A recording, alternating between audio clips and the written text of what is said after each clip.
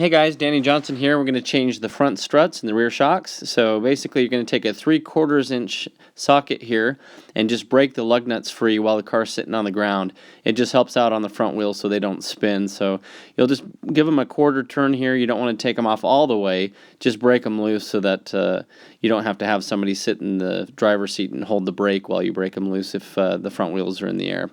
Next we're going to lift the car into the air, and so I like to do it like this where we lift towards the back so you can put a jack towards the front and just make sure it's secure. You don't have to go too high, just need to make sure that the wheel can come off the ground. So next you'll just take off the rest of the lug nuts, and then after that just remove the wheel. Next, you're going to take a 24mm socket, so that's pretty big. You might have to go out and get one. And you're going to take off this nut right here, which is actually just holding the bracket on. So once you remove that, you'll be able to take it off. And then the bracket that holds the wheel speed sensor, the ABS sensor, you'll be able to pull that whole bracket towards you and it'll come off. I like to also take off the ABS sensor, so it's a 1/4 inch size down here.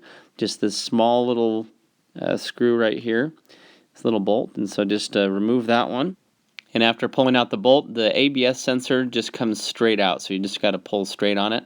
And I like to wipe off any metal shavings or anything because it is magnetic. So we're going to grab our 24mm socket again and take off the two nuts here that are holding the strut on. And so you'll need a breaker bar. These are on pretty tight. What I like to do is give them a few whacks with this weight. The heft behind it just really helps knock them loose easy. And you can then take off the nuts, and you'll notice you might have to bend this dust shroud a little bit out, so that's fine. Just bend it back when you're done. And as you turn these nuts, sometimes it turns the whole bolt assembly as well. And so what you'll need is a 13/16 for the actual bolt, and then the 24mm on the backside for the nut. And so with both of them together, you can get that there. And then just give them a nice little tap with a hammer, and they should pop out. Now notice I'm supporting with the jack here right under the control arm, and you can lift up and kind of down until those pop out, and then the knuckle will come out, and we have our free-floating strut right here. Just make sure that you don't have too much tension on the brake lines or anything like that.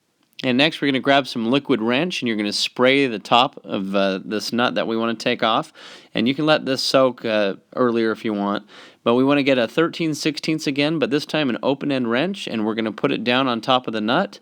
And so once we have that down, we need to put a flat screwdriver or something like this in here, and you're going to hold it still with the screwdriver as you pull on the wrench. If not, the whole assembly just spins.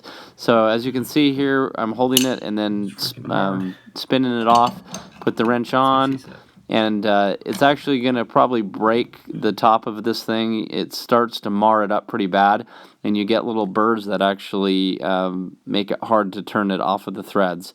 Eventually, too, the wrench is going to be too thick, and so you'll have to switch to the box end or the open end side of it from the box end side, and you might have to go vertical with the screwdriver. And so as you can see, as you start to pry, it kind of messes the top up here, and then that makes it hard for the threads to come off. And so it's just kind of how it is. And so I did find a technique that I used, and that's by taking an impact and pulling downward, so you're putting pressure on the nut as you drive it off. That was the only real way that I could get this one to come off in the very end. Otherwise, you just have to use the screwdriver technique, and it's pretty tough. So we took off the nut and the hat, and we're going to leave that bushing there, and we're going to just drop the strut out all the way now. We're going to also transfer some parts over to our new strut, so you're going to just set it down and take off the top part here, and then there's a bushing that we need to remove, so we're going to just pull that one off, and we're just going to slide it back on the same way that it came off of the old one.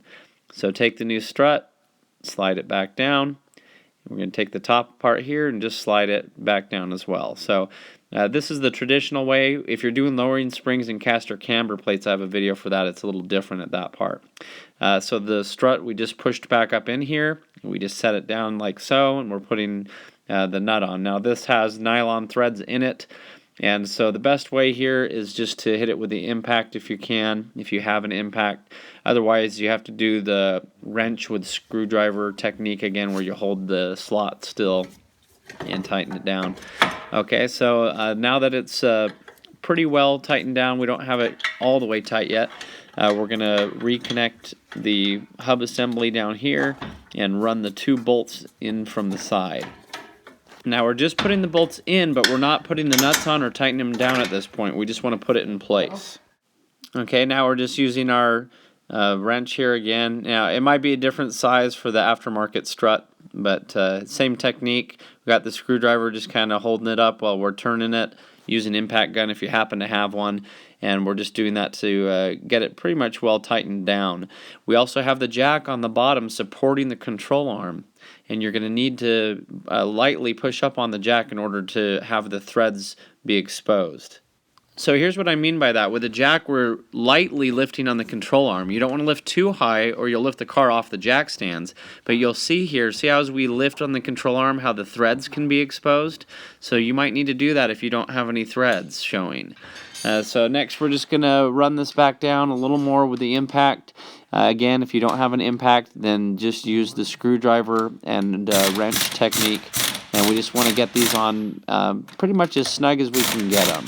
I also found quick bursts with the impact do the best. Otherwise, if you're just holding it down, the whole thing spins. Now the amount of threads will vary depending on the struts and the setup, so you just want to make sure that it's on as tight as you can pretty much get it. Next we're going to put our nuts back on, so we have our blue Loctite on here for the thread locker, and so we're going to go ahead and spin these on, and then you're going to do the 2 wrench technique again. So on the left hand side you're going to need a socket, and the right hand side is going to be the 13/16, left hand side is going to be that 24mm socket, seem to fit best. And so you're just going to tighten these down together, just going in opposite directions, and do the top and the bottom. Next we're going to throw our wheel speed sensor, the ABS sensor, back in, so it just pushes right back in how we removed it, and put the 1/4" bolt back in. Next the bracket goes back over the top, and our little nut here that just holds the bracket on goes down, and it's also 24mm.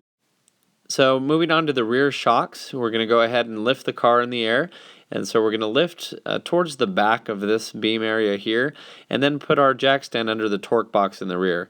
You just want the tire barely off the ground, and I'll show you later you don't even need to remove the tire if you don't want to. And we're just taking our socket here, 3/4" inch in this case, and just removing all of the lug nuts and just removing the wheel, and that helps us position the jack a little bit better under here. So you want to support underneath right here with the jack and just lightly lift up on it, and that's going to take the pressure off of the strut, the rear shock. And in the back there's a little clip here that you take off inside the trunk, and that allows you to move the backing here. And so once you do that, here is the nut that we're going to remove. It's a 15mm, but if you notice, as you go to turn it, it will just spin. And so what you need to do is get a pair of vice grips or pliers, whichever you have, and we're going to go ahead and clip those to the top and clamp them down. So now as we turn it, eventually the vice grips will stop and we can remove this nut and take it off from the top. So go ahead and just remove that one, and eventually the whole thing will come right off the top, just like so. Okay, so now we have a 15mm and an 18mm. So we're just going to loosen these. So we're going counterclockwise on each side. And so we'll just take the nut off and we'll pop that bolt right through. Just remember to have the jack here supporting it, because once we remove the strut, it will come, the axle itself will come down a little bit. So we went ahead and removed these here. And positioning the jack up and down will help if that bolt is too tight. And so just slide it right out, and now the shock absorber is pretty much free and will come out. If it is giving you some trouble, then you can go back up top with a little hammer and just give it a light tap. Okay, and so we're just going to follow the same process for the top. We're not transferring anything over in this case, but it's the same order here, just so that you can see. And so we're going to go ahead and slide the shock absorber back up in here, and you can use the jack to lower it or raise it and just get it right, and then just go ahead and put the bolt through and put the nut on the end and tighten it down.